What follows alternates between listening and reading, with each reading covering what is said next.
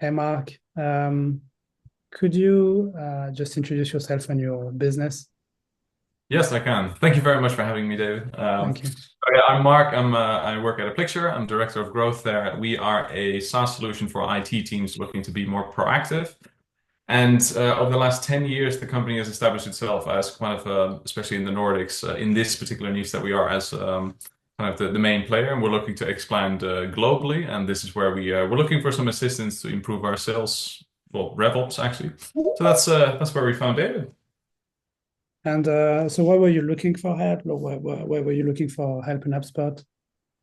So I've recently in the last year only joined the team, but the guys have been Mhm. using HubSpot for the last, I'm going to say top of my head, 4 to 5 years. But over the years, with different people working on the system, there were some, I wouldn't call it inefficiencies, but there were just things like not 100% accurate. Now, you suggested that we run an audit, and through the audit, it became clear that there were some inefficiencies. You said it was a little bit above average that you normally see, but there are things that we could improve. There were quite a lot of duplications.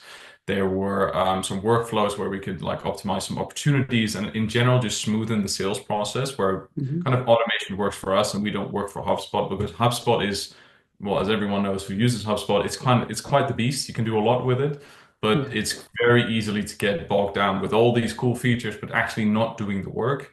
And I think this is where we needed some help to like just get a bit smarter and get more out of the system so we can actually start focusing on closing more deals instead of having to document and yeah, Yeah. taking all these notes. So I think that's where we just felt like we can get more out of the tool. And this is where we were looking for some help.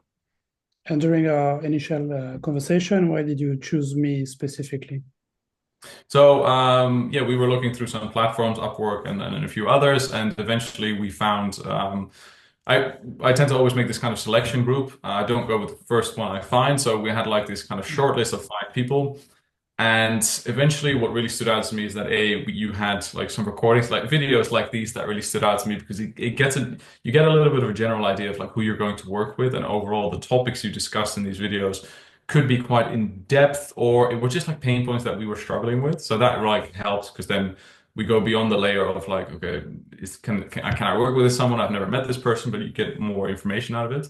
And overall, when we had the first conversation, you were checking off all the boxes. Like obviously we had a job listing, but you said the things that we needed help with, and it was very natural for us to like kind of proceed there towards an audit. That we just start with an audit. We don't have to do a full blast collaboration with like a million hours or like contracts and everything. Like let's just start with an audit, nice and simple. And from there, it very naturally kind of flowed into an ongoing collaboration. Yeah, it's true that in general, you with HubSpot, right? You cannot see from the outside what's happening. Me as a consultant, right? So it wouldn't make sense to just jump in. There would make sense to do an audit that makes like maybe 10 hours, something like that. And then we have a plan and we can see what we do. But so we worked together for 3 months. Yep. Um, what would you say, like, how would you review the project? What were the benefits? What did you experience working together? I think what stood out is that obviously you're very experienced in the HubSpot area, so there were instantly key questions that you were asking that we maybe had not thought of. So we started thinking about that, and then from the audit, we constantly had this foundation to proceed the collaboration with. So okay, there's a few areas that's like okay, when leads onboard to your system or you get new prospects in the system, how do you process this? How can you make the system do the smart work or the heavy lifting for you? Then there's the second part of like identifying people, like lead scoring, like identifying leads that are showing some interest in like they're warming up, so maybe it's a good moment to like kind of jump in there. Then there's prospects you're actively talking to. How can you identify leads that are more interested, or maybe leads you're kind of potentially losing so that you get kind of notified in that area?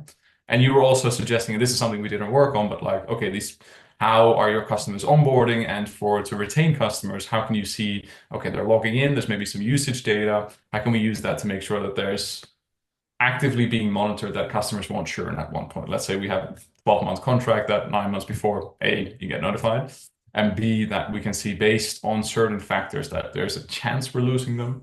So there was all these smart like ideas that you presented like across the whole sales process and retaining process, and not just here's something you can do to like close loss, which is obviously one element, but we want to have the whole sales cycle covered, not just specific areas. And then on top of that, your knowledge about HubSpot, which is the tool obviously that we use, and it's kind of like the core to everything, gluing everything together, really, that made this kind of an appealing case to us.